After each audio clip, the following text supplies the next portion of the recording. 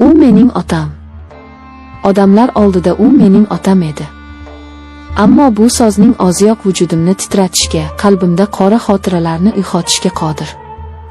Onam u bilan turmush qurganida men 18 yoshga qadam qo'ygan, hayotni endi tushuna boshlagan, o'z dunyosi bilan yashaydigan oddiy qiz edim.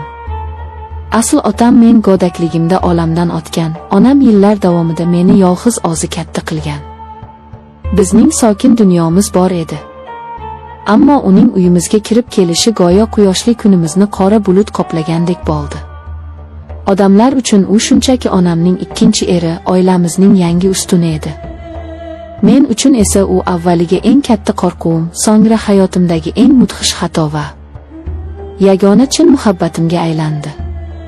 Dastlabki yillar haqiqiy dozax edi.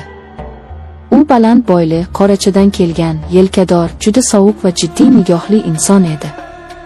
Uning ovozi uyni larzaga keltirardi. Men undan o'lgudek qo'rqardim. O'zbek oilalarida qiz bolaning qadami o'lchovli, har bir harakati kuzatuv ostida bo'ladi. Uyda uning qadam tovushlarini eshitishim bilanoq o'zimni xonamga urardim. Nafas olishim ham sekinlashib qolardi. Kechalari eshigimni ichkaridan qulflab yotardim, chunki uning sovuq va teshkudek nigohlari yuragimga dahshat solardi. Tasodifan to'qnash kelib qolsak, ko'zlarimni yerga qadalardi. U hech qachon menga qo'l ko'tarmagan, menga nisbatan yomon so'z ishlatmagan, lekin uning sukuti har qanday jazodan battar edi. Onam uning oldida xuddi yosh boladek itoatkor, o'z fikriga ega bo'lmagan ayolga aylanib qolgandi. Uning bitta qovoq uyilishi onamni tipirchilatishga majbur qilardi. Men esa o'z uyimda, o'zim tug'ilib o'sgan hovlimda o'zimni qafasdagi asirdek his qilardim. Ba'zan ovqat ustida tasodifan uning ko'zlariga ko'zim tushib qolsa, tomog'imdan ovqat o'tmay qolardi. Uning qop-qora ko'zlarida shunday bir vahima bor ediki, men u ko'zlarda yirtqichni ko'rgandek bo'lardim. Men uni butun bor vujudim bilan yomon ko'rardim. Uning hayotimizda borligidan, onamning unga qaramligidan nafratlanardim. Har kuni Xudodan uning tezroq bu uydan ketishini, bizni tinch qo'yishini so'rab yig'lardim.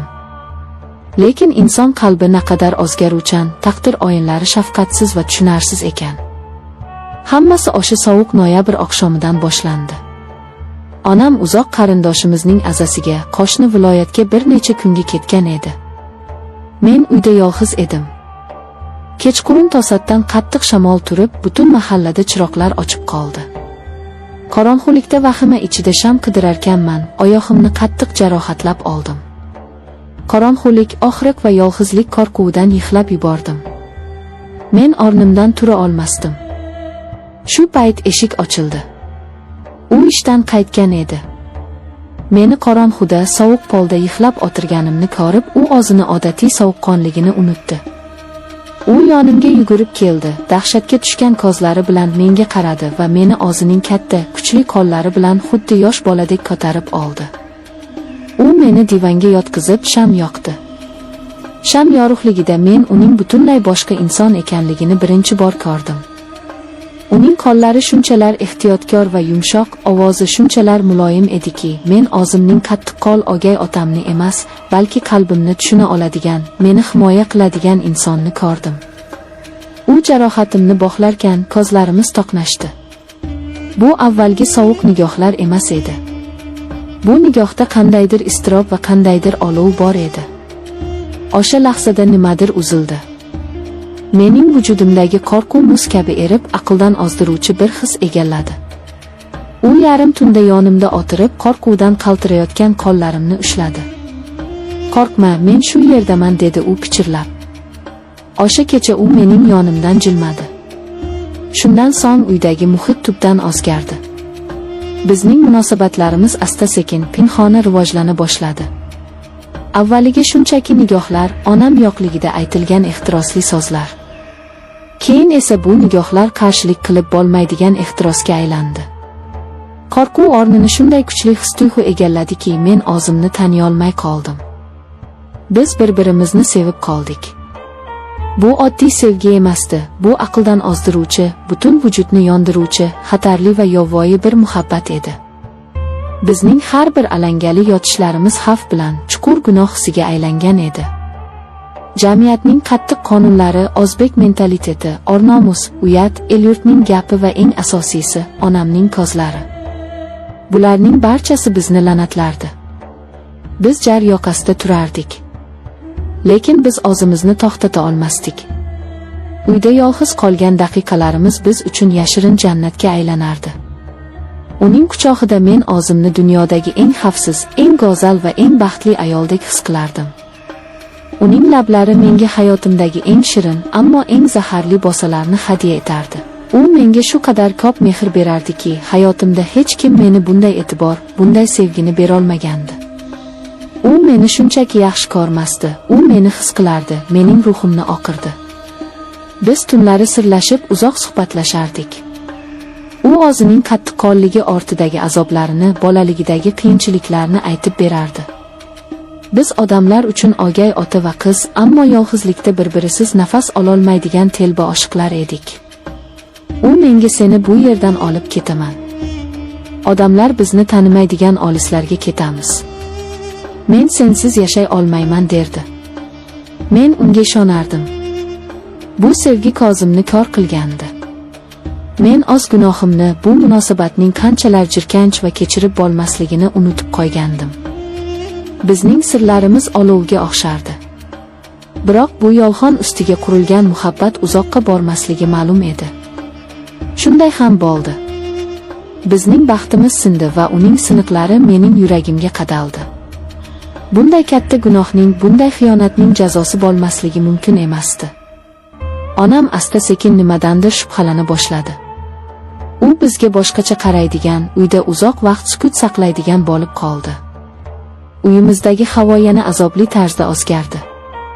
Lekin bu safar u qo'rquvdan emas, balki fosh bo'lish dahshatidan edi. Bizning har bir xatoyimiz butun bir oilaning, ikkita insonning hayotini do'zaxga aylantirishi, sharmandalik bilan teng bo'lishi mumkin edi.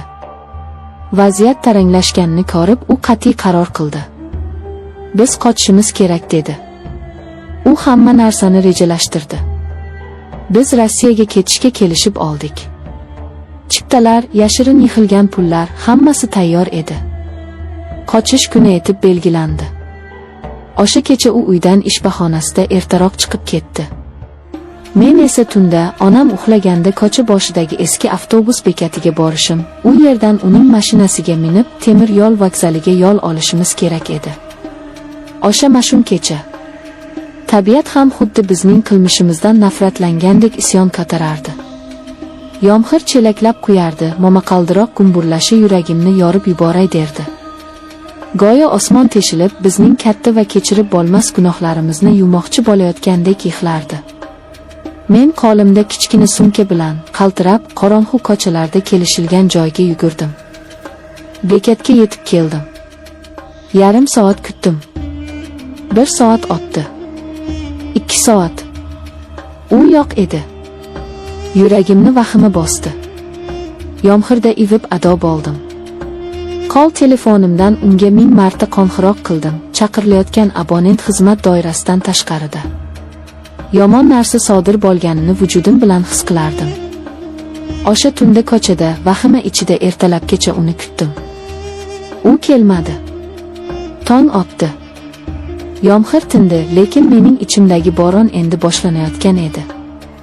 Men noiloj qalbimda ming xayol va ezuvchi qo'rquv bilan uyga qaytishga majbur bo'ldim. Uyga yaqinlasharkanman, ko'chamiz boshida qandaydir halahovur ekanini ko'rdim. Darvozamiz oldida to'plangan odamlar, tez yordam va militsiya mashinalari ko'zimga balodek ko'rindi. Hovlimizdan eshitilayotgan onamning faryodi butun mahallani tutgandi. Yuragim to'xtab qolgandek bo'ldi. U avtohalokatga uchragan edi. Tunda meni olib ketish uchun shoshilib kelayotganda, kuchli yomg'ir va sirpanchiq yo'l tufayli mashina boshqaruvini yo'qotgan. Katta tezlikda kelayotgan yuk mashinasi bilan yuzma-yuz to'qnashgan. U vokzalga olib boradigan katta trassada, voqea joyining o'zidayoq jon bergandi. Men nima qilishimni, nima deyishimni bilmasdim. Hamma onamga ta'ziya bildirardi. Men esa faryod chekolmasdim. O'gay qiz sifatida qora ro'mol o'rab, bir chetda odamlardan yuzimni tosib jimgina yosh qotardim. Odamlar menga achinib qarab, Bechora qiz o'gay bo'lsa ham qattiq bog'lanib qolgandi. O'z otasidek ko'rardi deb o'ylashardi, yupatishardi. Ammo mening ichimda butun bir koinot, mening yagona baxtim yonib kul bo'layotgan edi. Men o'z sevgilimni, hayotimning mazmunini, qalbimning egasini yo'qotgandim. Eng dahshatlisi shunda ediki, men o'z dardimni, haqiqiy yo'qotishimni hech kimga aytolmasdim. U mening o'gay otam edi. U mening eng katta dahshatim, yagona muhabbatim va butun umrlik qora fojiam bo'lib qoldi. Endi men bu sirni o'zim bilan qabrgacha olib ketaman.